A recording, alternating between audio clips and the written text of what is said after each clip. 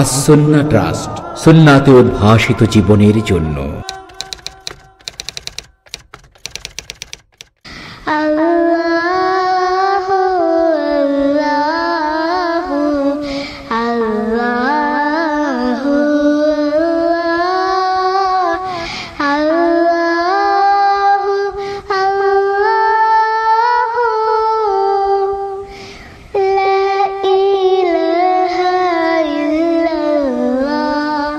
আসসালামু আলাইকুম ওয়া রাহমাতুল্লাহি ওয়া বারাকাতুহু। ইন্নাল হামদালিল্লাহ নাহমাদুহু ওয়া নাস্তাঈনুহু ওয়া নাস্তাগফিরুহু ওয়া নাউযু বিল্লাহি মিন শুরুরি আনফুসিনা ওয়া মিন সাইয়্যাতি আ'মালিনা। মান ইয়াহদিল্লাহু ফালা মুদিল্লা লাহু ওয়া মান ইউদ্লিলহু ফালা হাদিয়া লাহু। وأشهد أن لا إله إلا الله وحده لا شريك له وأشهد أن محمدا عبده ورسوله صلى الله عليه وعلى آله وأصحابه وبارك وسلم أما بعد। আমরা আল্লাহ তাআলা দরবারে শুকরিয়া জানাই যে আল্লাহ তাআলা আমাদেরকে নিয়মিত এই মাসিক মজলিসুস সুন্নাহর মাহফিলে উপস্থিত হওয়ার তৌফিক দিয়েছেন, আলহামদুলিল্লাহ। আমরা অনেক বছর আগে এক সময় আপনাদের বলছিলাম, যারা পুরনো আছেন, যে আমরা হয়তো আল্লাহ দিলে তখন জায়গা হতো না, লোক ধরতো না, নানা সমস্যা ছিল। আমরা বলছিলাম এক সময় জায়গা হবে, আল্লাহ হয়েছেন। আপনাদের বলছিলাম হয়তো আল্লাহ দিলে এসি টেসি হবে, ঠান্ডায় আরামে শান্তিতে আপনারা মাজলিসে থাকবেন। এটা এখনও করতে পারিনি, আল্লাহ করাননি। তাই আপনাদের কাছে প্রথমেই দোয়া চাচ্ছি, এই কয় মাস খুব গরম থাকে, আমি নিজেও গরমে বেশি কাতর। এবারে এসির দোকানদাররা বলছিল আমরা এসি লাগিয়ে দেব, আপনি 1 বছর ধরে টাকা দিয়েন। তাও সাহস পাইনি, কারণ আরও অনেকগুলো কাজ আছে। আপনারা সবাই মিলে আমাদের জন্য দোয়া করবেন যে আপনারা কষ্ট করে আসেন, এখানে শান্তিতে নিরিবিলি গরমের কষ্ট কমিয়ে ভালো পরিবেশে অন্তর দিয়ে মন দিয়ে যেন আমরা ইবাদত করতে পারি, কথা শুনতে পারি। আল্লাহ তাআলা যেন আমাদের মসজিদের আরও উন্নয়ন, এসি লাগানো, প্রশস্ততা এবং দাওয়াতি কর্মকাণ্ডের আরও সম্প্রসারণ করার তৌফিক দান করেন, এর জন্য আমরা সবাই দোয়া করি, আমিন। আমরা সন্ধ্যায় যে জিকিরটা থাকে, আপনাদের গত কয়েক মাজলিসে বলেছি, এগুলো তো অবহেলা করবেন না। জিকির অনেক রকম।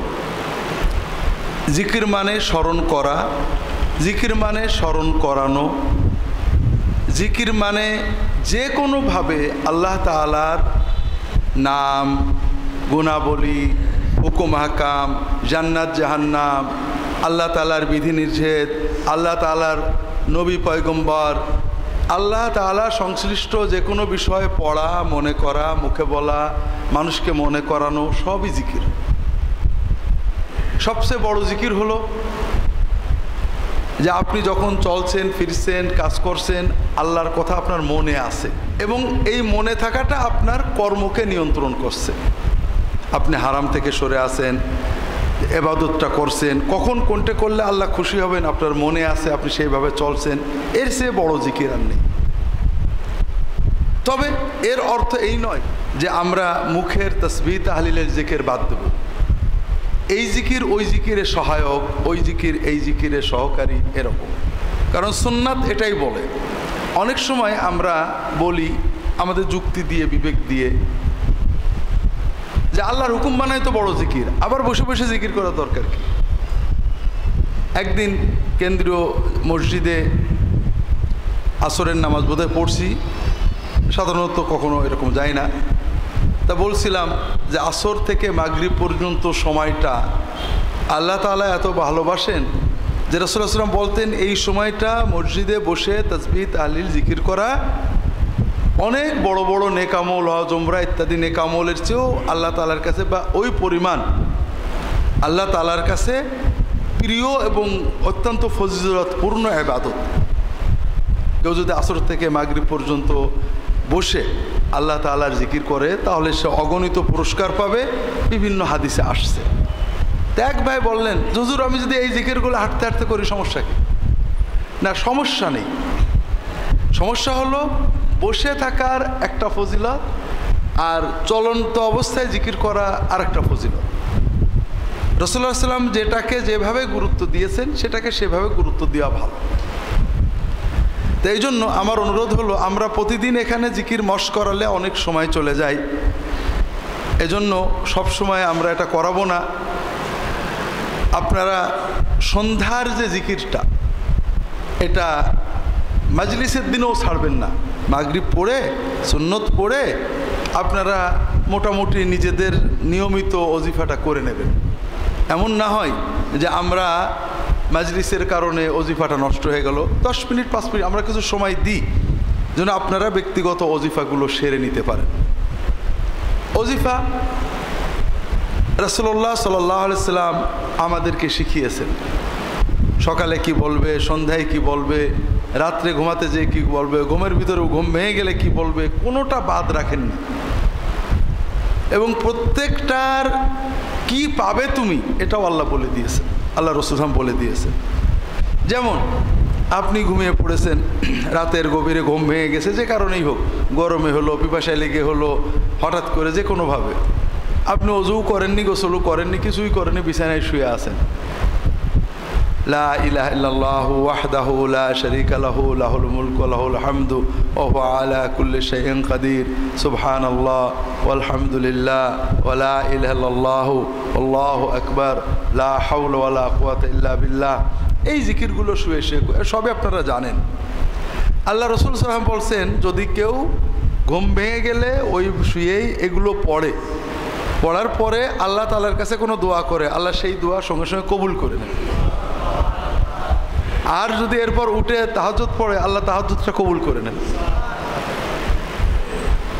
তো কখন কোন দোয়া পড়লে কি হবে তাও রাসূলুল্লাহ সাল্লাল্লাহু আলাইহি ওয়াসাল্লাম শিখিয়ে দিয়েছেন, কখন কোনটা পড়তে হবে শিখিয়েছেন। আর আমাদের জন্য দরকার বলেই তো তিনি শিখিয়েছেন। এজন্য আমরা আমলের দিকে অবহেলা না করি। আমি দীর্ঘদিনের অভিজ্ঞতায় আমার কাছে যেটা মনে হয়, আমরা সকলেই অন্তত দিনদার মানুষ যারা দিনকে নিয়ে চিন্তা করেন, পরের সংশোধনে যত তৎপর, নিজের সংশোধনে তত দুর্বল। আমি যদি এখানে অন্যদের সমালোচনা করি আপনারা খুশি হবেন। আমি যদি আপনাদের বলি যে সমাজে ওই কাজটা করতে হবে, আপনারা সবাই উঠে পড়বেন, হ্যাঁ চলেন। কিন্তু আমি যদি বলি আগামী মাজলিসে আসার আগে অন্তত 20টা হাদিস পড়ে আসতে হবে, এটা অনেকেই পারবেন না। আমি যদি মনে করি আগামী মাজলিসে আসার আগে অন্তত 5টা দোয়া মুখস্থ করে আসতে হবে, এটা বেশ কঠিন হয়ে যাবে।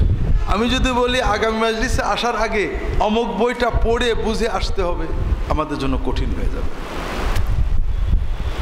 এটা বেশ একটা জটিল বিষয়। আমরা দিন চাই, কিন্তু নিজেকে যে ধাপে ধাপে এগিয়ে নেব, এ বিষয়টাকে আমাদের কাছে কেন যেন কষ্টকর মনে হয়। আমি আপনাদের দৃষ্টি এদিকে আকর্ষণ করছি। আমরা আমাদের কাছে আমিই তো সবচেয়ে বড় হওয়া উচিত, কাজে আমি যা কিছু শিখবো আমি আগে আমল করব, এটা আমার চিন্তা হওয়া উচিত। এজন্য আমরা যা কিছু বলি শুনি, নিজেরা আমলের চেষ্টা করি, একটু আমল বাড়াই। আপনারা অনেকে এখানে আছেন যারা দীর্ঘদিন ধরে এখানে আসছেন, কিন্তু অনেকেই প্রশ্ন করে দেখেছি যে কোরআন শরীফ এখনো অর্থসহ খতম করেননি। অথচ কোরআন শরীফ যে অর্থসহ বুঝে খতম করতে হবে আমাদের দরকার, এটা কিন্তু আমরা অনেকবার বলেছি। দুটো জিনিসের সমন্বয় করতে হবে। একটা হলো নিজেরা পড়তে হবে কোরআন, সুন্নাহ, সিরা, আর একটা হলো আলেমদের সহবতে যেতে হবে।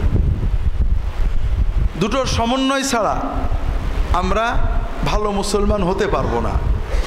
কিন্তু আমি যদি আপনাদের প্রশ্ন করি, দেখা যাবে অনেকেই এটা করেননি। কেন করলাম না? কষ্ট করে মাসে মাসে মাহফিলে আসলাম, অনেক কথা শুনলাম, কিন্তু নিয়মিত প্রতিদিন একটু সময় কোরআন পড়ব, আল্লাহর কালাম। আমাদের তো কারো বোধহয় সন্দেহ নেই কোরআন যে আল্লাহর কালাম, এতে সন্দেহ আছে নেই কারো? অনেক জিনিস নিয়ে ঝগড়া আছে, কিন্তু কোরআন আল্লাহর কালাম এটা নিয়ে মুসলমানের কোনো ঝগড়া আছে নাকি? নেই। তার মানে এখানে বিতর্ক নেই যে এটা করে সোয়াব হবে কি হবে না, এ ব্যাপারে সন্দেহ তো অন্তত নেই। অনেক বিষয় নিয়ে সন্দেহ আছে, ওদের এটা করবো কি করবো। 2 নম্বর, কোরআন তিলাওয়াত, পড়া, বোঝা, শেখা, এটা যে বড় ইবাদত, এ ব্যাপারেও তো কোনো ইখতিলাফ নেই, আছে নাকি? তা আমরা কেন করছি না? ঠিক তেমনই আপনাদের অনেকবারই বলেছি, আমাদের মরহুম পীর সাহেব বলতেন, আমার শ্বশুর বলতেন যে বাবারা কোনো পীরের মুরিদ হও না, কোরআনের মুরিদ হও, আর পুরপুরা টুরপুরা যেও না, মসজিদে যাও। কোরআনের মুরিদ হও, মসজিদে যাও। উনি একটা সহজ কথা বলতেন যে যাকে মসজিদে পাওয়া যাবে তাকে জান্নাতে পাওয়া যাবে। কথাটা একটা হাদিসের সহজ ব্যাখ্যা। রাসূলুল্লাহ সাল্লাল্লাহু আলাইহি ওয়াসাল্লাম বলছেন, যদি কাউকে দেখো যে মসজিদে নিয়মিত যায়, তার ইমানের সাক্ষী দেবা, সে মুনাফিক না, সে মুসলমান। কথাটা হলো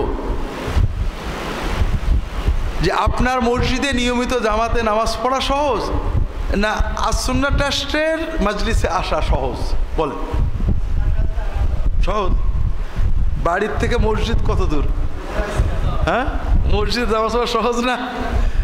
আমি যদি বলি যে গত 1 মাসে কি আপনাদের কারোর জামাত মিস যায়নি, এমন কয়জন আছেন? পাওয়া কঠিন হবে।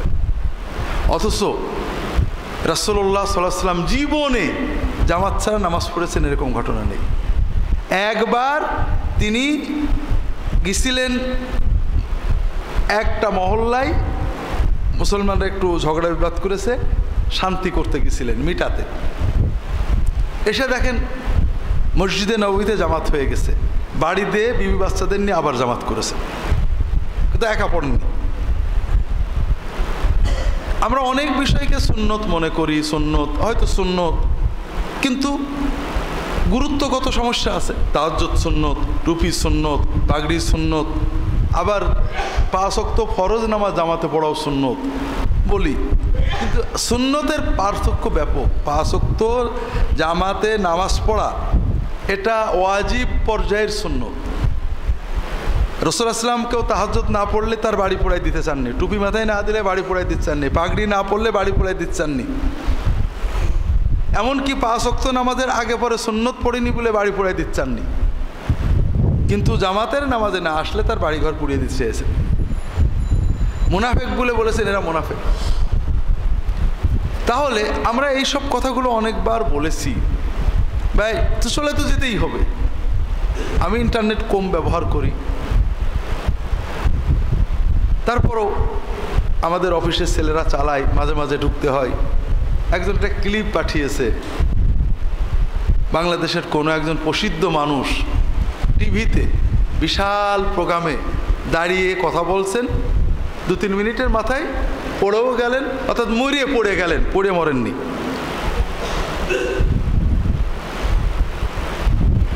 তাহলে আমাদের জীবন মৃত্যু কত কাছে, বেঁচে আছি মরে যাব জানি না, আর 1 সেকেন্ড কিনা মরে পড়বো না পড়ে মরবো তা আমরা জানি না। অনেক সময় মানুষ পড়ে আঘাত খেয়ে মরে, অনেক সময় মরার আগে মরে নেয় তারপরে পড়ে। মৃত্যু এত কাছে, এটা অন্যের মৃত্যু কাছে আর আমার মৃত্যু নোটিশ দিয়ে হবে এমন তো না ভাই। তাহলে আমার প্রস্তুতি তো আগে দরকার ছিল। আর আল্লাহর দিন তো সহজ, আল্লাহর সাথে বিজনেস তো সহজ। আমার বাড়ির পাশের মসজিদে 5 ওয়াক্ত জামাতে নামাজ, মসজিদে যেতে পারিনি, মহল্লায় আশেপাশের 3-4 জন 5 জন মুসল্লি নিয়ে জামাতে নামাজ পড়বো, তাও পারিনি। দোকানদার 5-7 জনকে নিয়ে জামাতে নামাজ পড়বো, জামাত ছাড়া নামাজ আমি পড়বো না। এটাই তো ইমানের দাবি। এটার মাধ্যমে যা পাবো, ঘন্টার পর ঘন্টা ওজিফা করে আব্দুল্লাহ জাহাঙ্গীর ওয়াজ শুনে তা পাবো না, হতে পারে না।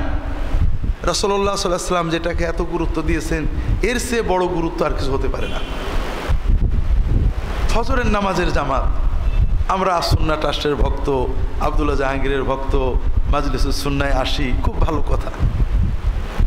কিন্তু আমি যদি বলি গত 1 মাসে ফজরের জামাত মিস হয়নি কয়জন, কঠিন হয়ে যাবে। আল্লাহ রসুল সাল্লাল্লাহু আলাইহি ওয়াসাল্লাম বলছেন, যে ব্যক্তি ফজরের এবং ইশার জামাতে আদায় করে সারা রাত তাহাজ্জুদ কিয়ামুল লাইলের সওয়াব পেয়ে যায়। রাসূলুল্লাহ সাল্লাল্লাহু আলাইহি ওয়াসাল্লাম বলছেন, ফজরের জামাত আর ইশার জামাতের চেয়ে ভারী নামাজ আর মুনাফিকদের কিছুই নেই। কাজে যারা এই নামাজে আসে না তারা মুনাফিক। সাহাবীরা বলতেন, কোনো মানুষকে, মদিনার কোনো মানুষকে যদি কয়েকদিন পর পর মসজিদের ফজরের জামাতে না পাইতাম, আমরা ধরে নিতাম বেটা মুনাফিক। অনেক বলেছি আপনাদের। আর ওমর রাদিয়াল্লাহু তাআলা আনহু, সাহাবীদের যুগে এটা নিয়ম ছিল, আমরা করি না। মসজিদের ফজরের নামাজে কোনো মুসল্লি না থাকলে তারা খোঁজ নিতেন যে বেচারা অসুস্থ নাকি, প্রথম চিন্তা অসুস্থ কিনা, এটা আমাদের দরকার। আপনাদের গতদিনে একটা গল্প বলছি, গতদিনে না গত খুতবায় মনে নেই, আমেরিকার একটা ঘটনা। জেলখানায় এক কালো আমেরিকান মুসলমান হয়েছেন, কোরআন পড়েছেন, জেল থেকে বেরিয়ে ওনার আবাসিক এলাকায় গিয়েছেন। ফ্ল্যাট বাড়ি, পাশের সবাই খ্রিস্টান, সাদা কালো। এক সাদা খ্রিস্টান মুসলমান হয়েছে শুনে সবাই তাকে ঘৃণা করে। তার ভিতরে এক সাদা খ্রিস্টান, এমনি কালোদের প্রতি ঘৃণা আছে, আর বেটা আবার মুসলমান হয়েছে। তো ওই বিভিন্নভাবে বিব্রত করত। তার ওই বাড়ির ময়লার ব্যাগটা ওই বাসার সামনে থুয়ে রেখে চলে যেত। তো ওই মুসলমান ওটা আবার নিয়ে রাস্তায় ডাস্টবিন, যেখানে ময়লা ফেললে গাড়িগুলো নিয়ে যায়, ফেলে দিত। বেশ কিছুদিন পরে হঠাৎ একদিন দেখে ময়লা নেই। একদিন বা 2 দিন বা আমি ভুলে গেছি, উনি ময়লা না দেখে ওই সাদা আমেরিকানের দরজায় নক করেছে। এরপরে দরজা খুললে বলছে, সরি বিরক্ত করার জন্য, আপনি আমাকে একটা নেক আমলের সুযোগ দিতেন, আপনার ময়লাটা নিয়ে ডাস্টবিনে ফেলা আমাদের ইসলামে খুব বড় নেক আমল, প্রতিবেশীর এই কাজে সাহায্য করা। এজন্য আমি আপনার প্রতি থ্যাঙ্কফুল, গ্রেটফুল। গত 2-3 দিন দেখছি আপনি আমাকে এই সুযোগটা দিচ্ছেন না। আপনি কি আমার উপরে রাগ করলেন কি না, আমার উপরে বিরক্ত হলেন কি না, কোনো অন্যায় করে ফেলেছে কি না, এই জন্য ক্ষমা চেতে আপনার কাছে আসছে। তো এখন আমরা বলবো যে আমরা তো সেই শুনেছি রাসূলুল্লাহ সাল্লাল্লাহু আলাইহি ওয়াসাল্লামের নাকি কাটা দিত। কথাটা অবশ্য সত্য না। রাসূলুল্লাহ সাল্লাল্লাহু আলাইহি ওয়াসাল্লামের জীবনে আরও অনেক সুন্নাত আছে, কিন্তু মুসলমান এরকম করে আমরা তো কখনো শুনিনি। পার্থক্য হলো, তারা হলো পড়ে মুসলমান, খুব বুঝে মুসলমান, আর আমরা হলাম শুনে মুসলমান। একটু পার্থক্য আছে। যেটা বলছিলাম যে তাহলে একটা মানুষকে আমি মসজিদে দেখিনি, তার মানে প্রথমে ধরে নিতে হবে লোকটা তো অসুস্থ। যদি অসুস্থ না প্রমাণ হয়েছে, ওনারা বলতেন বেটা মুনাফিক। কিন্তু আমরা কি আমাদের জীবনে এই গুরুত্বপূর্ণ সুন্নত, যদি কাউকে আল্লাহ তৌফিক দিয়ে থাকেন যে 2-1টা সামান্য ওজর ছাড়া আলহামদুলিল্লাহ জামাতে নামাজ পড়ছেন, ফজরের জামাত মিস হচ্ছে না, তাহলে বুঝতে হবে আল্লাহর বড় তৌফিক। অনেক কিছু চলে যাক, অনেক নেক আমল করতে, তাহাজ্জুদও পড়তে পারেননি, কিন্তু নামাজগুলো 5 ওয়াক্ত জামাতে পড়েছেন, ধরে নেবেন যে আল্লাহ আপনাকে অনেক ভালোবাসে। কারণ আমরা অনেকবারই আলোচনা করেছি, আজকে আলোচনা করব না, যে যদি কারোর অন্তর যা মসজিদের সাথে থাকে, আল্লাহ তাআলা কিয়ামতের দিন সবাই যখন কষ্টে থাকবে তাদের জন্য ছায়ার ব্যবস্থা করবে। কাজেই আমাদের আস-সুন্নাহ ট্রাস্টের মসজিদে মাসিক মাজলিসুস সুন্নাহ আসবেন, আলহামদুলিল্লাহ, এটা আমরা আশা করি আল্লাহ কবুল করলে অনেক বড় নেক আমল। আপনি কি হেরার আলোয় আলোকিত হতে চান? আপনি কি সুন্নাহর আলোকে জীবন গড়তে চান? প্রফেসর ডক্টর খন্দকার আব্দুল্লাহ জাহাঙ্গীর রচিত কোরআন সুন্নাহ ভিত্তিক জীবন ঘনিষ্ঠ বইগুলো পড়ুন, সুন্দর জীবন গড়ুন। ইসলামী আকিদা, হাদিসের নামে জালিয়াতি, ইহয়াউস সুনান, রাহে বেলায়েত সহ আরো অনেক বই। কোরআন সুন্নাহর সাথে থাকুন, জীবন বদলে যাবে। যোগাযোগ as-Sunnah Trust 01715400640। কিন্তু পাশের মসজিদে যে আমি নামাজটা পড়লাম না জামাতে, অবহেলা করে, অলসতা করে, এটা অত্যন্ত বড় দুঃখজনক খাসারাত। তো এইভাবে ভাইরা আমাদের এই অভিজ্ঞতাকে আপনারা মিথ্যা প্রমাণ করেন। আমাদের অভিজ্ঞতা কি বলছে? মানুষ পরকে পরিবর্তন করতে, সমাজকে পরিবর্তন করতে, বিশ্বকে পরিবর্তন করতে আগ্রহী, কিন্তু নিজেকে পরিবর্তন করতে খুবই দুর্বল। আমরা আশা করব এই ভুল ধারা থেকে আমরা বেরিয়ে আমরা নিজেকে পরিবর্তন করি, যেটা আমলে আসে, যেটা জেনেছি আমল করি, আমল বাড়াই, বিশেষ করে ইলম এবং আমলের সমন্বয় করি। প্রতিদিন কিছু কোরআন পড়ি, প্রতিদিন কিছু কোরআন বুঝি, প্রতিদিন কিছু হাদিস পড়ি, প্রতিদিন কিছু হাদিস বুঝি, প্রতিদিন আলেম ওলামাদের ভালো দু একটা বই পড়ি, কিছু বুঝি, অল্প হোক একটু এগোই, এক ধাপ এক ধাপ। কত সময় ভাই নষ্ট হয়ে যায়। আমরা বলছিলাম যে কাজে বসে, আজকে মসজিদে আপনাদের আলোচনা প্রসঙ্গেও বলছিলাম, যে কাজে বসে, যে কর্মে থেকে, যেখানে বসে, যে স্থানে বসে আমরা আমাদেরকে হারিয়ে ফেলি, পরের জন্য জীবন নষ্ট করে দিই, সেখানে আমাদের ভালো লাগে। আর যেখানে বসে যে কথা পড়ে আমরা নিজেকে খুঁজে পাই, নিজেকে ভালোভাবে বুঝতে পারি, নিজের ভালো বুঝতে পারি, সেখানে আমরা যেতে চাই না, সেটা পড়তে চাই না। কত আবেগ ভরে ইত্তেফাক, ইনকিলাব, নয়া দিগন্ত, কত পেপার পড়ি, কি আছে এতে? এসব থাকবে, আমি হয়তো পড়ে মরবো বা মরে পড়ব, কিন্তু এর কাছাকাছি আবেগ নিয়ে আমি হাদিসের কয়েকটা পৃষ্ঠা পড়লাম না, সিরাতুন নবী পড়লাম না, কোরআনের কয়েকটা পাতা পড়লাম না, আমি কেমন ইমানদার? কত দুনিয়ার ব্যবসা বাণিজ্যর হিসাব করতে রাত কেটে যায়, ক্লান্তি লাগে না। কিসের হিসেব ভাই? এই যা আমরা গল্প করছিলাম কাল রাত্রেও, আজকেও বিকেলে আমার এক ছোটোবেলার বন্ধুর সাথে, বাবার ছিল 10 বিঘে, আমার হলো 1.5 বিঘে, আমার ছেলে পেলে রবে 10 কাঠা, তার ছেলে পেলে রবে হয়তো আধা কাঠা, জমা জমি সম্পত্তি এইভাবেই, ঠিক না ভাই? কিন্তু এই জমিতে যদি আমি একটা মসজিদ করতে পারি, একটা মাদ্রাসা করতে পারি, একটা দিনই কাজ করতে পারি, ওটা আর কেউ ভাগ বাটোয়ারা করতে পারবে না। আমার পরে 2 প্রজন্ম পরে তারা কি করে খাবে, এটা আমার চিন্তা করা লাগবে না। আমি আমার জন্য কি করতে পারলাম আর ওদের জন্য কতটুকু করলাম, এটা চিন্তা করলেই হবে। এর পরের প্রজন্ম ওরা নিজের মতো, আমার দাদা আমার জন্য চিন্তা করিনি, আর যদি করেও থাকে তার ওই নরিদ্দে গ্রামে আমি যাইনি, সব চিন্তা ভুল। আর আমার তৃতীয় প্রজন্ম, দ্বিতীয় প্রজন্ম কি বাংলাদেশ থাকবে, আমেরিকায় যে, অস্ট্রেলিয়া, আমরা কিচ্ছু জানি না। যে আমি আমার জন্য কি করে যেতে পারলাম, আর আমার যে নগদ দায়িত্ব সন্তানদের কোথায় রেখে গেলাম, এইটা চিন্তা করলেই হবে। তাই জন্য ভাইয়েরা, আমরা নিজেরা নিজেদের দিকে তাকাই, যে কাজ করলে আমি শান্তি পাই, যে কাজ করলে আমি আমাকে বুঝি, আমাকে নিয়ে চিন্তা করতে পারি, যেটা পড়লে আমি আমাকে ফিরে পাই, সেই আল্লাহর কালাম, রাসূলুল্লাহ সাল্লাল্লাহু আলাইহি ওয়াসাল্লাম হাদিস, এগুলো আমরা নিয়মিত পড়ি, অল্প হলেও, আর যে আমলগুলো শিখি, পালন করি।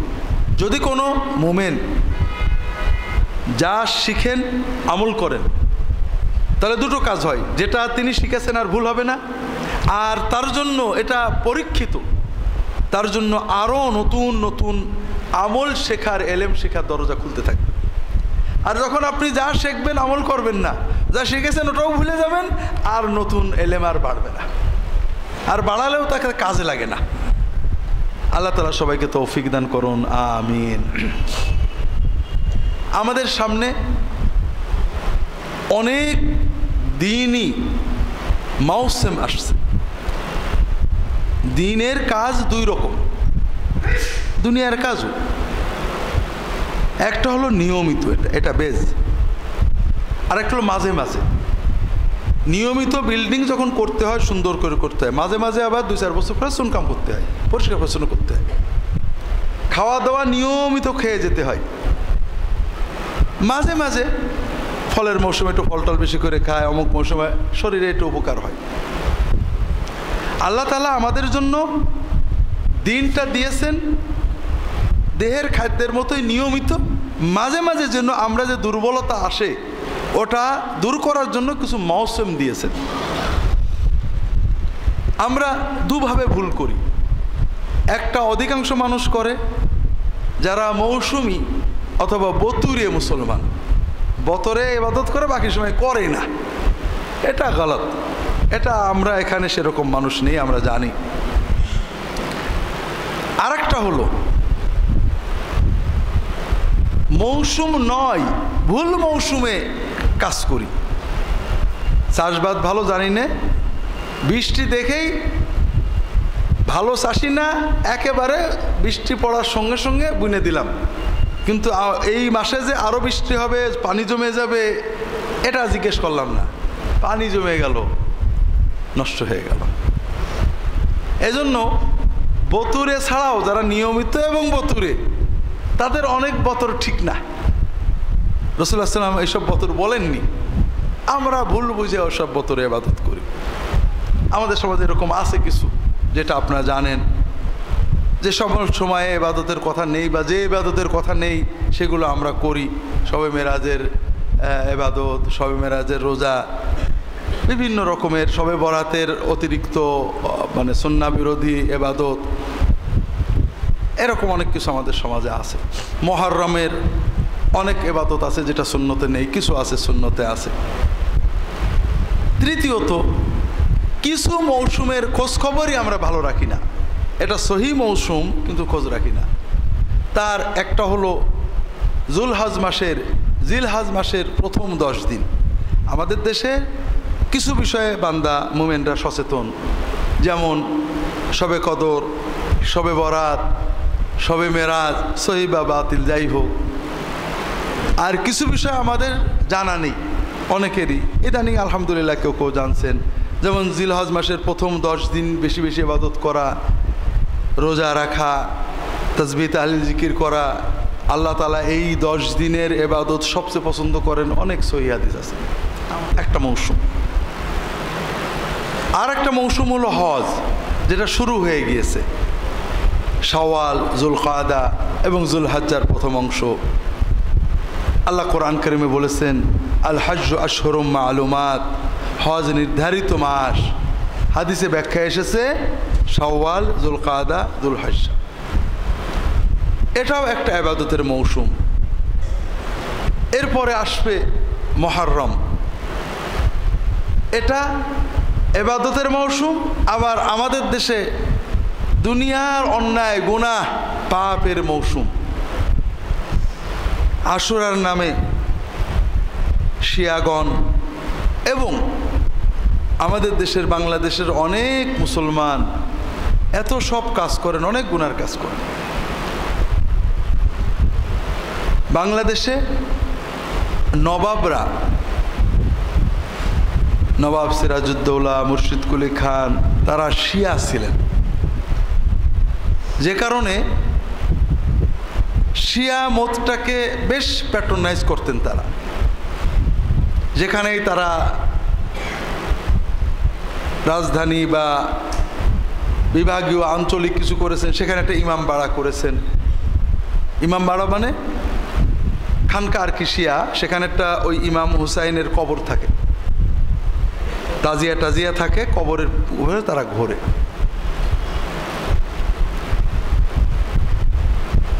আমাদের দেশের আমাদের রন্ধে রন্ধে শিয়া মত ছড়িয়ে আছে। যদিও আমরা নিজে সুন্নি দাবি করি, সৌদি আরবে যখন আমাদের নাম শোনে,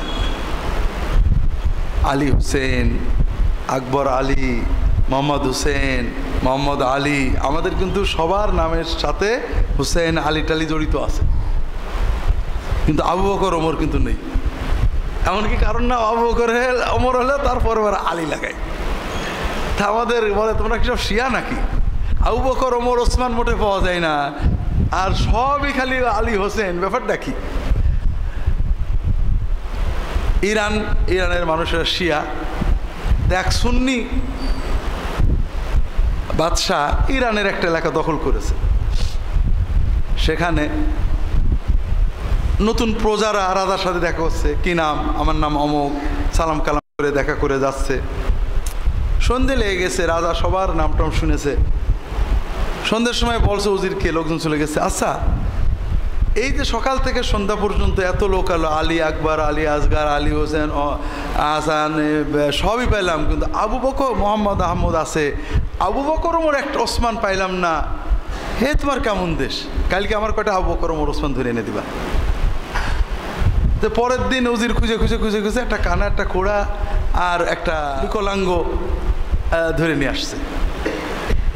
একজন নাম আবু বকর, একজন নাম ওমর, একজন নাম ওসমান।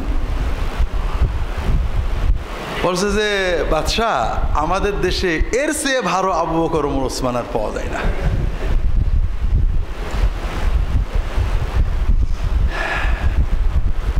শোনা, আমি তো দেখিনি, শিয়া সমাজে বাথরুমে আবু বকর ওমরের নাম লিখে তার উপর পেশাব করা হয়। এবং আপনি যে কোনো শিয়ার সাথে মিশলে দেখবেন, যে কোনো কাফের, ইহুদি, খ্রিস্টান, হিন্দুর সে আবু বকর, ওমর, ওসমান, আয়েশা, রাসূলুল্লাহ সাল্লামের বিবি, তার সাহাবীদেরকে অনেক বেশি ঘৃণা করে তারা। ইসলামের যত বড় দুশ্মন ইহুদি নাসারা, তাদের দৃষ্টিতে তার চেয়ে বড় দুশ্মন সাহাবায়ে কেরাম। তো এই শিয়া মতটা আমাদের সমাজে ছড়িয়ে আছে রন্ধে রন্ধে। আর শিয়া মতের মৌসুম হলো মুহররম। আগে এটা বেশ নিচু ছিল, এখন একেবারে বিভিন্ন জায়গায় আজান দিয়ে শিয়া মত প্রচার করা হচ্ছে। মুহররমে দেখবেন কত কিছু আবার তারাই করেছে। একটা হলো হুসাইনি ইসলাম, আর একটা হলো এজিদি ইসলাম, মানে শিয়াদের বিরুদ্ধে গেলে সে এজিদি। বিভিন্নভাবে আমাদের দেশে পীর মুরিদির নামে যেটা আছে, অধিকাংশই শিয়া প্রভাবিত বা নিয়ন্ত্রিত। আমাদের পাশে সামনে গেলে রাজবাড়ি, সেখানে ইন্ডিয়ার মেদিনীপুরের পীর সাহেবরা নিয়ন্ত্রণ করেন আঞ্জুমানে কাদেরিয়া নামে। তারা আব্দুল কাদের জিলানির ভক্ত, মুরিদ বলে দাবি করেন।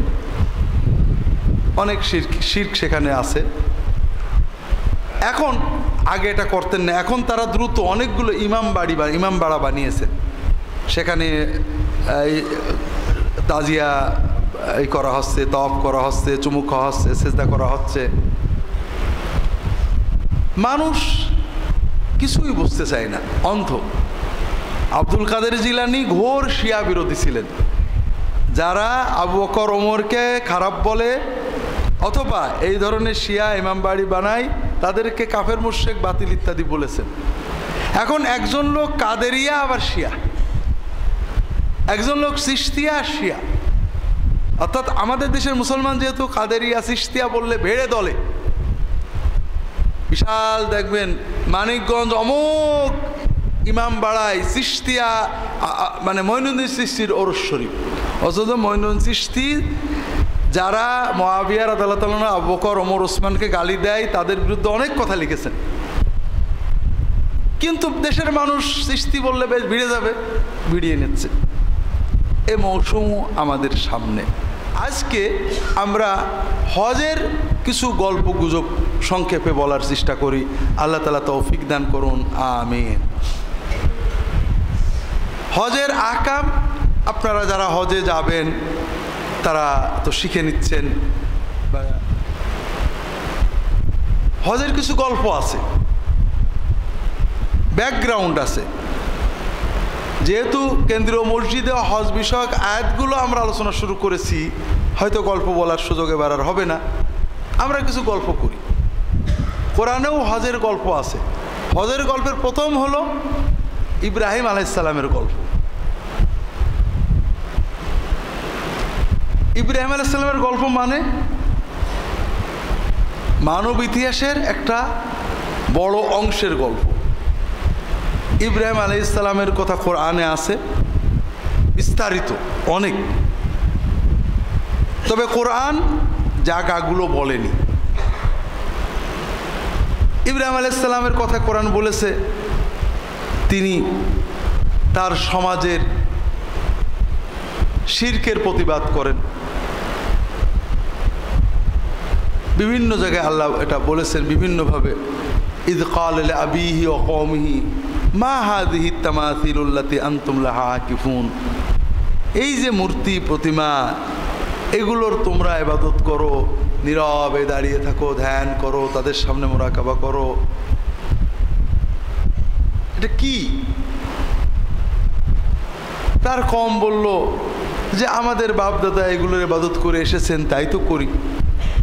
এরা তোমাদের উপকার করে, কথা শোনে, কি করে, অত শত বুঝিনি, ইবাদত করি।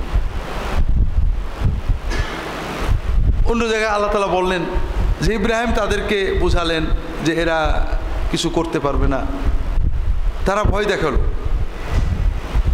যে এই আমাদের দেব দেবতা যাদের আমরা ইবাদত করি, তুমি যদি এদের বিরুদ্ধে সব কথা বলছো, এদের ডাকা যাবে না, এরা তোমার ক্ষতি করে দেবে, তোমার ধ্বংস করে দেবে।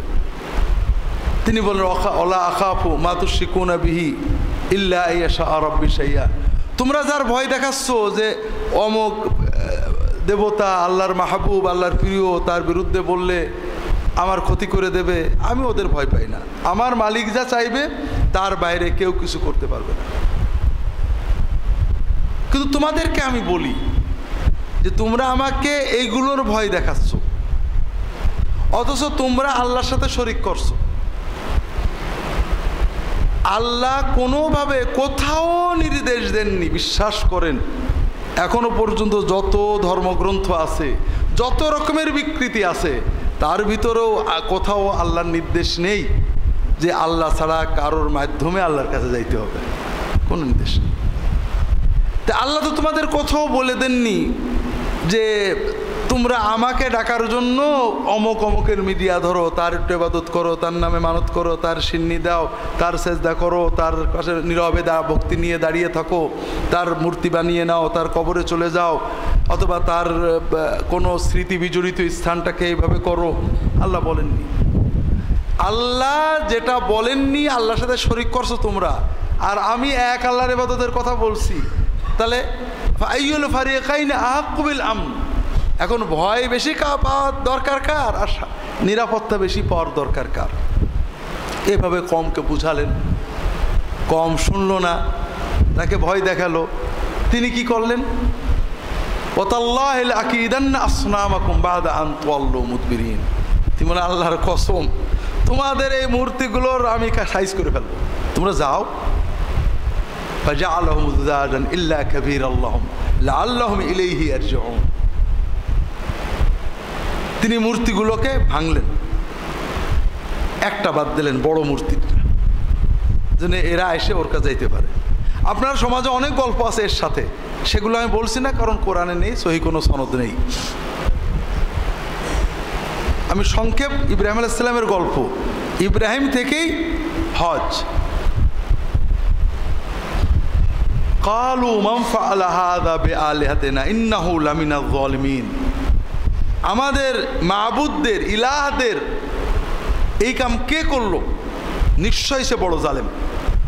ক্বালু সামি'না ফাতান ইয়াযকুরুহুম ইউক্বালু লাহু ইব্রাহিম ক্বালু ফাতু বিহি আলা আয়ুনিন নাস লাআল্লাহুম ইয়াশহাদুন, বলা বলি করলো। একটা যুবক আছে, ওই যুবকের নাম ইব্রাহিম, ও এইগুলো খুব সমালোচনা করে, বলে ধরে নিয়ে এসো তাকে, আগে মানুষ দেখুক এই শয়তানটাকে, বদমাইশটাকে। ক্বালু আনতা ফাআলতা হাযা বিআলিহাতিনা ইয়া ইব্রাহিম, ইব্রাহিম তুমি কি আমাদের এই মাবুদদের, আমাদের ইলাহগুলোর এই কাম করেছো?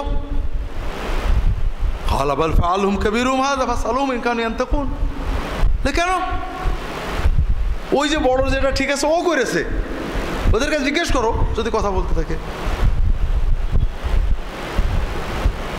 ফারাজাউ ইলা আনফুসিহিম ফাকালু ইন্নাকুম আনতুমুয যালিমুন, তারা নিজে বললে আমরা আসলে অন্যায় করছি, এই কাম কেউ করে নাকি? কেউ কথা বলতে পারো, ডাকবো কে?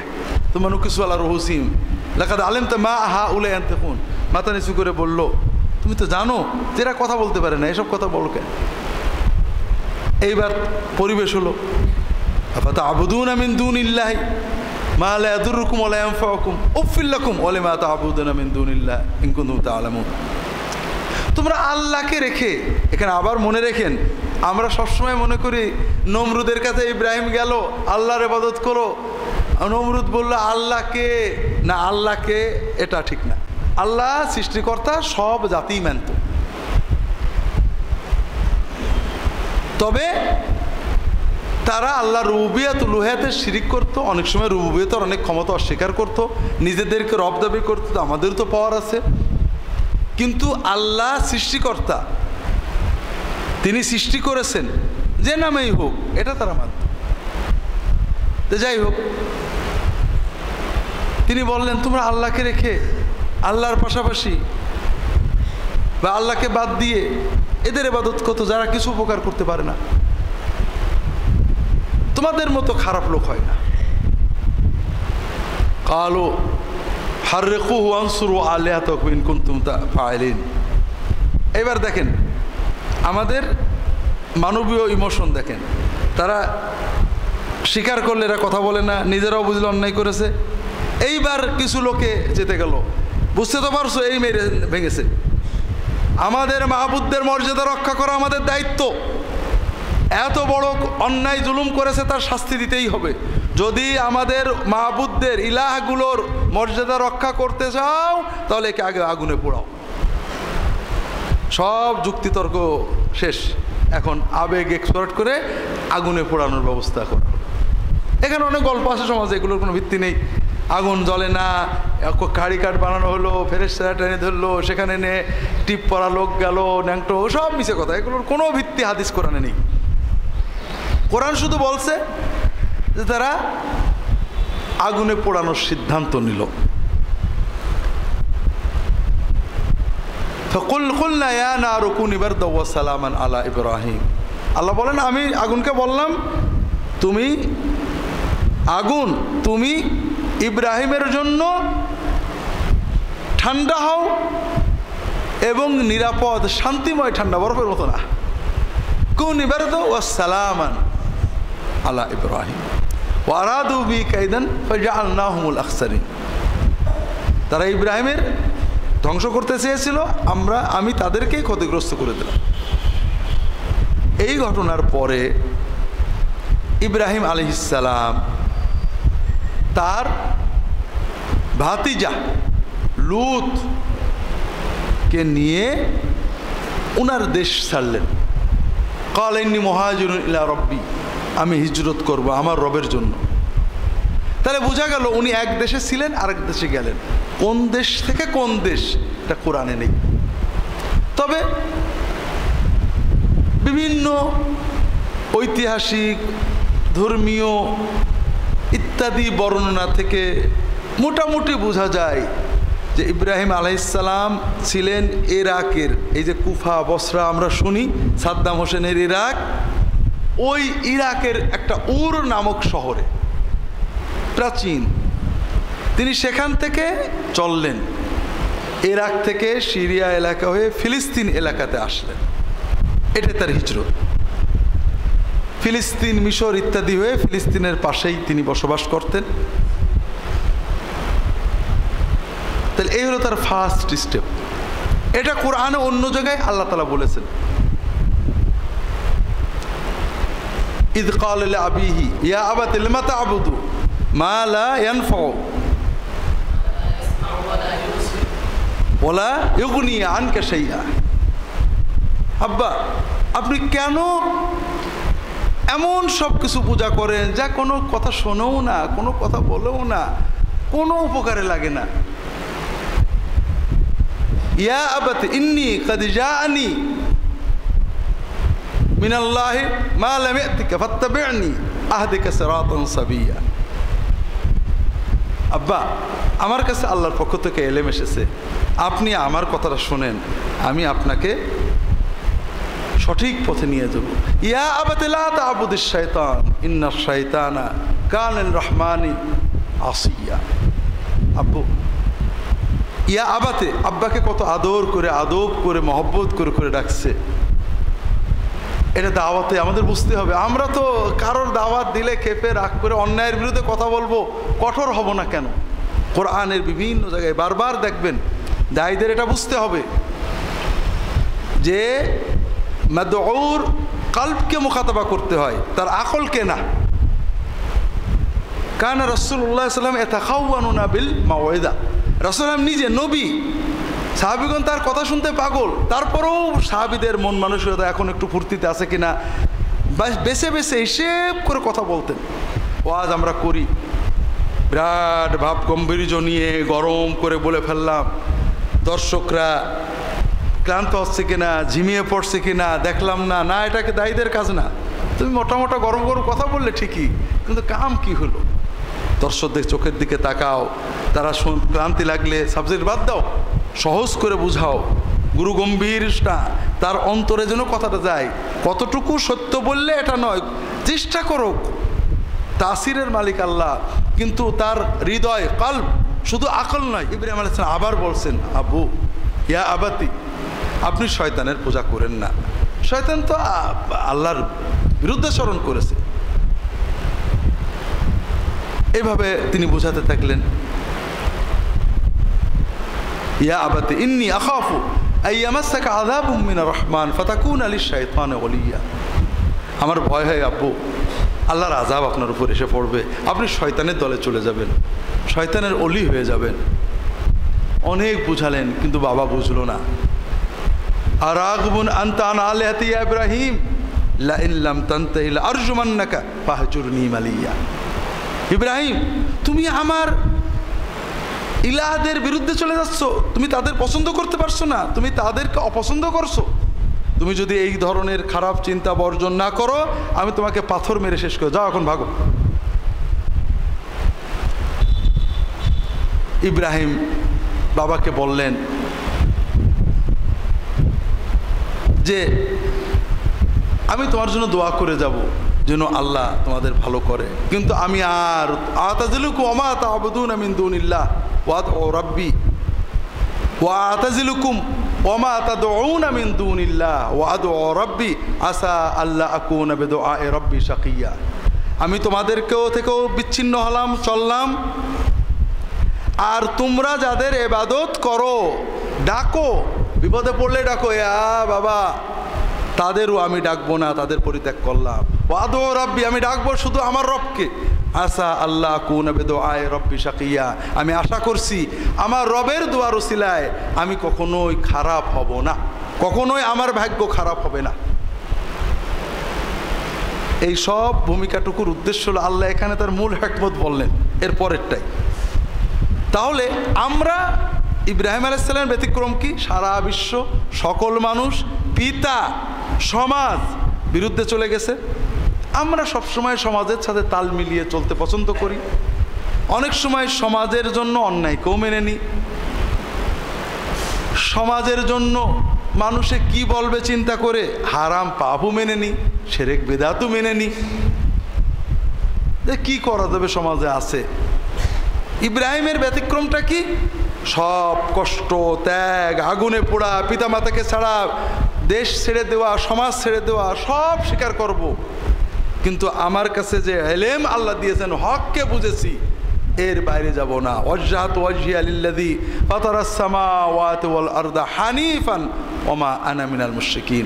আমি গোড়া হয়ে গোড়ামির সাথে, প্রচণ্ড গোড়ামির সাথে আমার মুখটাকে আল্লাহর দিকে ফিরিয়ে রাখবো, আর কারোর দিকে ফিরাবো না। আল্লাহ বললেন, ফালাম্মা আতাযালাহুম ওয়া মা ইয়াবুদুনা মিন দুনিল্লাহ ওয়াহাবনা লাহু ইসমাঈলা ওয়া ইসহাকা ওয়া কুল্লান জাআলনা নাবিয়্যা ওয়াহাবনা লাহুম মিন রাহমাতিনা ওয়া জাআলনা লাহুম লিসানা সিদকিন আলিয়্যা। আল্লাহ বলছেন, যখন ইব্রাহিম এই চূড়ান্ত পরীক্ষা পাশ করলো, সমাজের চাপ, পিতামাতার চাপ, আগুনে পোড়ানো, বাদশার বিরোধিতা, কিন্তু এই সামান্য একটা বিষয় মেনে নিলেন না, আমরা যেটাকে সামান্য মনে করি। সামান্য একটু মাজারে ফুল দেওয়া, সামান্য একটু দরগায় যেয়ে দোয়া করা, যাক সবাই করছে চলে গেল, সামান্য একটু মূর্তির পূজা করা, সামান্য একটু মূর্তি পূজায় চাঁদা দিয়ে দেওয়া, সামান্য একটু মূর্তিতে যেয়ে দেখা করা, সামান্য একটু তাদের খোঁজ খবর নেওয়া, কোনো সামান্য কাজেই তিনি যখন রাজি হলেন না, একেবারে প্রচণ্ড গোড়ামির সাথে আল্লাহর সাথে লেগে থাকলেন। আল্লাহ বলছেন তখন আমি তাকে দিলাম, দান করলাম ইসহাক, ইসমাইল, ইসহাক, ইয়াকুব তার সন্তান দিলাম। ইসমাইল আগেই আসছিল, পরে ইসহাক এবং ইয়াকুব আসলেন, তাদেরটা পরে যাচ্ছি, এবং প্রত্যেককে নবী বানিয়ে দিলাম। এবং আপনি কি হেরার আলোয় আলোকিত হতে চান? আপনি কি সুন্নার আলোকে জীবন গড়তে চান? প্রফেসর ডক্টর খন্দকার আব্দুল্লাহ জাহাঙ্গীর রচিত কোরআন সুন্না ভিত্তিক জীবন ঘনিষ্ঠ বইগুলো পড়ুন, সুন্দর জীবন গড়ুন। ইসলামী আকিদা, হাদিসের নামে জালিয়াতি, ইহয়াউস সুনান, রাহে বেলায়েত সহ আরও অনেক বই। কোরআন সুন্নার সাথে থাকুন, জীবন বদলে যাবে। যোগাযোগ আর সুন্না ট্রাস্ট 01715400640। এবং তাদেরকে পরবর্তী প্রজন্মগুলোর ভিতরে তাদের নাম ডাক সর্বোচ্চ করে দিলাম। এটা এমনি আসেনি। ইব্রাহিম আলাইহিস সালাম এমন একজন ব্যক্তিত্ব, বিশ্বের প্রায় 70-80% মানুষ তার ব্যাপারে কোনো খারাপ ধরনের পছন্দ। আমাদের রাসূলুল্লাহ সাল্লামের ব্যাপারে ইহুদি নাসারারা খারাপ বলে, আমরা অবশ্য ইহুদি নাসারাদের কোনো নবীর খারাপ বলি না, অন্যান্য ধরনের মানুষেরা কোনো নবী মানেন না, কিন্তু ইব্রাহিম আলাইহিস সালামকে, তাকে মর্যাদা দেওয়া, ভালোবাসা, ভক্তি করা, তাকে তার অনুসারী হিসেবে গৌরব বোধ করা, এটা ইহুদিরাও করে, সংখ্যায় অল্প, খ্রিস্টানরা করে, সংখ্যায় অনেক, মুসলমানরাও করেন, সংখ্যায় অনেক। এই মর্যাদা পেয়েছেন এমনি না, এই কঠিন ত্যাগ, কঠিন গোলামির মাধ্যমেই। কাজেই আল্লাহর কাছে কিছু পেতে হলে আমাদের জন্য পরীক্ষার কথা হচ্ছিল। আল্লাহর কাছে কিছু পেতে আল্লাহ খুব সহজে দেন, কিন্তু পাওয়াটা বাড়বে আমার যোগ্যতার ভিত্তিতে। ছোট্ট পরীক্ষা পাশও হয়, শুধু হেরে যাওয়া যাবে না। তো যেটা বলছিলাম, ইব্রাহিম আলাইহিস সালাম চলে আসলেন, তার বড় ছেলে ইসমাইল, ইসমাইলকে তার মা সহ রেখে চলে গেলেন। তাকে কুরবানি দেওয়ার হুকুম আসলো। আমার একটা বই আছে, মানে তাওরাত, ইনজিল এবং কোরআনের আলোকে কুরবানি ও জবিহুল্লাহ। কেউ পড়ে থাকলে পড়বেন, নইলে পড়তে পারেন। খ্রিস্টানদের দাবি যে কুরবানির হুকুম করা হয়েছিল ইসহাককে, ইসমাইল না। তাওরাতে আছে, অর্থাৎ বাইবেলেই আছে যে ইসমাইল জন্মালেন 12 বছর 13 বছর বয়স হওয়ার পরে ইসহাক জন্মালেন। ইসহাকের জন্মের পরে ইব্রাহিম আলাইহিস সালাম প্রথম বিবি সারা বললেন যে এই আপনার বান্দি স্ত্রীর ছেলেকে আমাদের সাথে রাখবে না, জঙ্গলে রেখে আসে। কেমন আছে বর্ণনা? ইব্রাহিম তার ছেলেকে কোলে করে কাঁধের উপরে নিয়ে চললেন। আচ্ছা, 14 বছর বাচ্চাকে কাঁধের উপর নিয়ে যায় নাই কেউ। তার একমাত্র ছেলে ইসহাককে কুরবানিতে গেলেন। ইসহাককে একমাত্র না 2 মাত্র? বাইবেলেই বলা আছে ইসমাইলের 14 বছর পরে ইসহাকের জন্ম। তাহলে কি ইসহাক কখনো একমাত্র হয় নাকি? তার মানে ওই সব ঠিক ছিল, নামটা পাল্টে আর ইসহাক বসাইতেছে। তো যাই হোক, 2 সন্তান হলে এক সন্তানকে কুরবানি দেওয়া পিতার জন্য কষ্ট না একমাত্র সন্তানকে কুরবানি দেওয়া কষ্ট? আল্লাহর চূড়ান্ত পরীক্ষা। সন্তান সহ মাকে ছোটবেলায় দিয়ে গেছেন মক্কায়, আবার একটু বড় হয়েছে, হুকুম আসলো কুরবানি করো, ওইটাও মেনে নিলেন। সন্তান মেনে নিল, মা মেনে নিল, বাবা মেনে নিল, আল্লাহর কাছে চূড়ান্ত সারেন্ডার প্রমাণ হলো। এইবার আল্লাহ তাআলা তাদের মর্যাদাকে পরিপূর্ণ করলেন।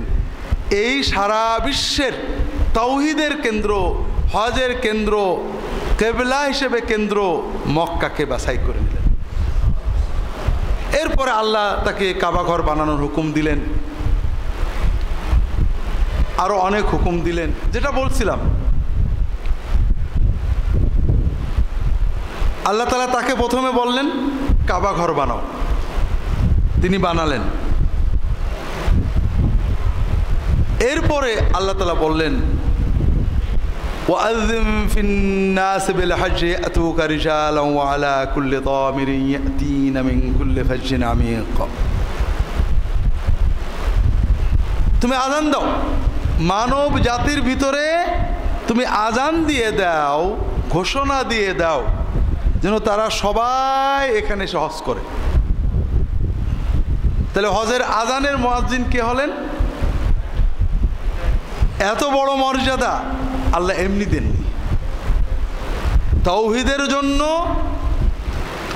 এক আল্লাহর ইবাদতকে টিকিয়ে রাখার জন্য, আল্লাহর ইবাদত আর কারোর ব্যাপারে কোনো কনসিডার নেই, তাওহীদের ক্ষেত্রে কোনো কনসিডার চলবে না, এটাকে চূড়ান্ত করার পরে আল্লাহ তাকে ঘোষণা দিতে বললেন এইবার ঘোষণা দাও। কিসের ঘোষণা? তাওহীদের ঘোষণা। ঘোষণা দাও এখানে এক আল্লাহর ইবাদত করতে হবে, শিরিক করা যাবে না। ওয়াইজ বাওয়ানা লিইব্রাহিম মাকানাল বাইতি আল্লা তুশরিক বি ইন্নাল্লাযীনা কাফারু ওয়া ইয়াসুদ্দুনা আন সাবিলিল্লাহি ওয়াল মাসজিদিল হারামিল্লাযী জাআলনাহু লিন-নাসি সাওয়াআনিল আকিবু ফীহি ওয়াল বাদ ওয়া মান ইউরিদ ফীহি বিইলহাদিন বিযুলমিন নুযিকহু মিন আযাবিন আলীম। ওয়াইজ বাওয়ানা লিইব্রাহিম মাকানাল বাইতি আল্লা তুশরিক বি শাইয়ান ওয়া তাহহির বাইতিয়া লিত-তাইফিনা ওয়াল আকিফিনা ওয়ার রুকআইস সুজুদ ওয়াআযিম ফিন-নাস বিল-হজ্জ। তুমি শিরিক করতে পারবে না, আমার এই বাইতকে পবিত্র করবে, যারা সালাত পড়বে, যারা ইতিকাফ করবে, যারা আসবে সবার জন্য, অন্যান্য জায়গায় হজকারী ওমরাকারীদের জন্য, তওয়াফকারীদের জন্য, আর মানুষের ভিতরে আযান দিয়ে দাও তারা হজে আসবে। হজে কি নিতে আসবে? তাওহীদ নিতে আসবে। লাব্বাইক আল্লাহুম্মা লাব্বাইক। আমরা কি বলে যাই হজে? আল্লাহ আমি ডাক শুনেছি, এই যে আসছি, ওই যে ইব্রাহিম আযান দিলেন না, সেই আযানের আমরা সাড়া দিচ্ছি যে হ্যাঁ আমরা এসে গেছি, আল্লাহ ইব্রাহিমের আযান আমরা শুনেছি। কি বলে? লা শারীকা লাকা লাব্বাইক। আল্লাহ আমরা তাওহীদের স্বীকৃতি দিয়ে আসছি যে তোমার কোনো শরীক নেই, আল্লাহ তুশরিক বি শাইআ।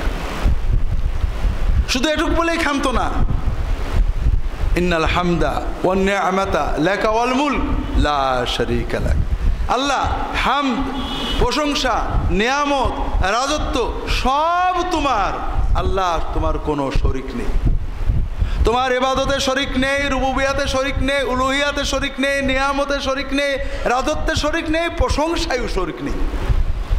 এই নির্ভেজাল তাওহীদ প্রতিষ্ঠার জন্য হজ, আর এই নির্ভেজাল তাওহীদের বারবার পরীক্ষায় পাশ করার পরেই ইব্রাহিমের ইমামত।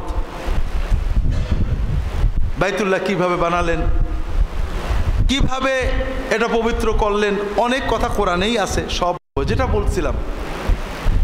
তাহলে ইব্রাহিম হজের আযান দেওয়ার এই ইমামত পেয়ে গেলেন, মুআজ্জিনিয়ত পেয়ে গেলেন, কিসের বিনিময়ে? তাওহীদের জন্য প্রচণ্ডতম গোড়া হওয়ার কারণে, হানিফ হওয়ার কারণে, বেকা ক্রেজি। এক্ষেত্রে কোনো মোলায়েম হবে না, আমি নরম হতে পারি, অনেক কিছু মেনে নিতে পারি, কিন্তু তাওহীদের ক্ষেত্রে কোনো আপোষ আমি করতে পারবো না। এই প্রচণ্ড ক্রেজিনেস, হানিফিয়াত, প্রচণ্ড গোলামি দিয়ে তাওহীদকে ধরে রাখা, আমি সব মেনে নিতে পারি, কিন্তু তাওহীদের ক্ষেত্রে কোনো আপোষ নেই। একটা হাদিস আসছে, এক জায়গায় মূর্তি পূজা হচ্ছে, হাদিসটা পড়েছি, সনদ সম্ভবত ঠিক আছে, কেউ কেউ কিছু ইশকাল করেছেন, মুসনাদ আহমদের হাদিস। একজন এক জায়গায় মূর্তি পূজা হচ্ছে, পাশ দিয়ে যাচ্ছে, বলছে যে কিছু দিয়ে যাও, এই প্রতিমার জন্য কিছু ভোগ দিয়ে যাও। দুইজন যাচ্ছে, একজন বলল না আমি ভোগ দিতে রাজি নেই, আমি প্রতিমার জন্য ভোগ দিতে পারবো না, আমার কিছু সব মাবুদের জন্য। তাকে কতল করে ফেলল। আর একজন যাচ্ছে, কিছু ভোগ দাও, কিছু হলে দাও, সেটা মাসি ধরে দিয়ে গেল। আল্লাহ রসুল বলে এই মাসির জন্য সে তো চোখে গেল। সে একটু আপোষ করে, মাসি তো সামান্য জিনিস না। তৌহিদের ক্ষেত্রে মাসু আপোষ করা যাবে না। অন্য ক্ষেত্রে যাই করেন, তৌহিদ হবে আপোষহীন। এটা আপনাদের আগে অনেকবার বোঝানোর চেষ্টা করেছি। একটা স্ত্রী তার স্বামীর বন্ধুদের সাথে গল্প করে, ভাই দেওরদের সাথে গল্প করে, খাবার দেয়, হাসে, স্বামী রাগ করে না। কিন্তু স্বামী যদি কখনো দেখে আমার স্ত্রী, আমার ভাই, ছোট ভাই, বন্ধুর সাথে এমন চোখে তাকিয়ে আছে যে চোখে আমার দিকে তাকায়, ওই স্বামী আর ওই বউ নিয়ে ঘর করতে পারে না। কারণ তার স্বামীর প্রেম মহব্বতে সে শরিক বানিয়ে ফেলেছে। স্ত্রী, মহিলারও তাই। মহিলা জানে পর্দা নেই, স্বামী অনেকের সাথে কথা বলে, কিন্তু কখনো যদি সে অনুভব করে আমার স্বামী আর এক মহিলা, আমার প্রিয় আপন কোনো মহিলাও, তার সাথে এমন হৃদয়ের এমন অবস্থা হয়েছে যেটা আমার সাথে হওয়া দরকার, আর যে স্বামী মারে, গাল দেয়, কিলে, শাশুড়ি অত্যাচার করে, অনেক সময় মেয়েরা মেনে নেয়, কিন্তু এইটা মানতে পারে না। মা ছেলে খেতে দেয় না, কষ্ট দেয়, মেনে নেয়, কিন্তু মাকে রেখে শাশুড়িকে বেশি ভক্তি করে, এটা মা মানতে পারে না। কারণ মায়ের মাতৃত্বে আঘাত লাগে। তা আল্লাহর রুবুবিয়তে, আল্লাহর উলুহিয়াতে, আল্লাহর তাওহীদে আঘাত লাগবে, এটা কখনো মেনে নেওয়া যাবে না। আল্লাহ মেনে নেন না। কিন্তু দুর্ভাগ্য ভাইরা, ইব্রাহিম ইমামত পেলেন তাওহীদের জন্য, হজের ঘোষণা দিলেন তাওহীদের ঘোষণা। আমরা মুখে এই ঘোষণা দিয়েও শিরিক নিয়ে যাচ্ছি এবং শিরিক নিয়েই ফিরে আসছি। আবু জেহেলও বলতো লাব্বাইক আল্লাহুম্মা লাব্বাইক, লাব্বাইক লা শারীকা লাকা লাব্বাইক।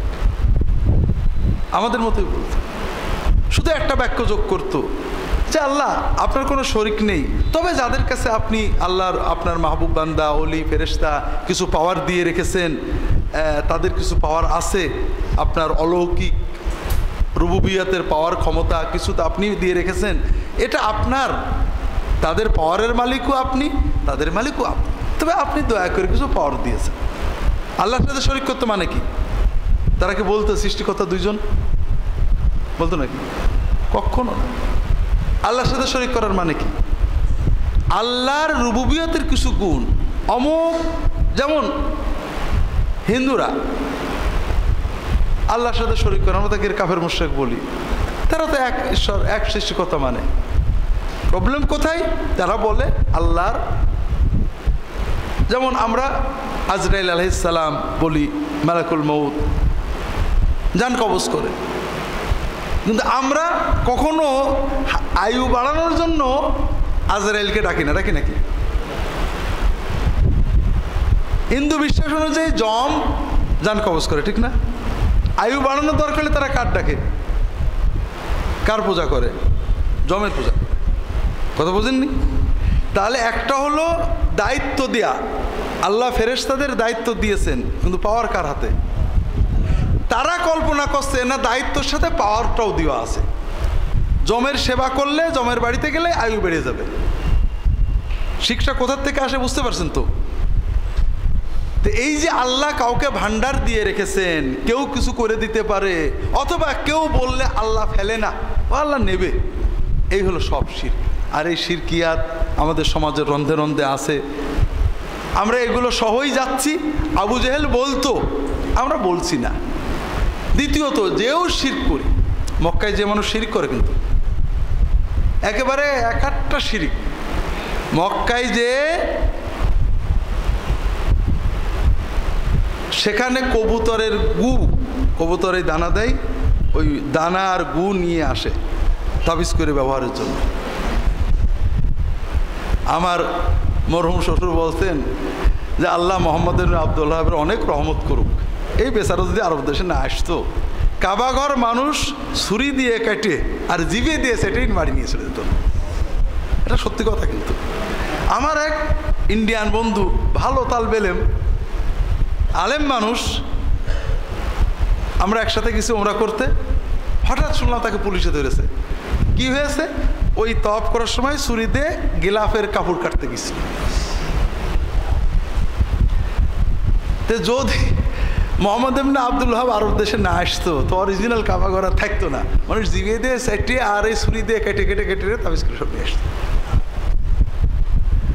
এর ভিতরে যা পারে, যেখানে এই নেই ওই কবুতরের দানা দেবে ওই দানাগুলো নিয়ে আসবে, কাবা ঘরের পিলার খুঁজে খুঁজে মাটি নিয়ে আসবে, আরাফাতে যেখানে মাটি নিয়ে নেবে, গাড়ে ফাড়ে যে কটা পাথর নিয়ে নেবে। তাহলে আমরা আর পাথর পূজারী মূর্তি পূজারীদের পার্থক্য। তো এই জন্য ভাইরা, আমি আর লম্বা বলবো না, হজ মৌসুমের প্রথম কথা হলো, আমাদের মাজলিসুস সুন্নাহর কথা হলো যে তাওহীদের জন্যই ইব্রাহিমের মর্যাদা, মক্কার মর্যাদা, সেই তাওহীদ আমরা নষ্ট না করি।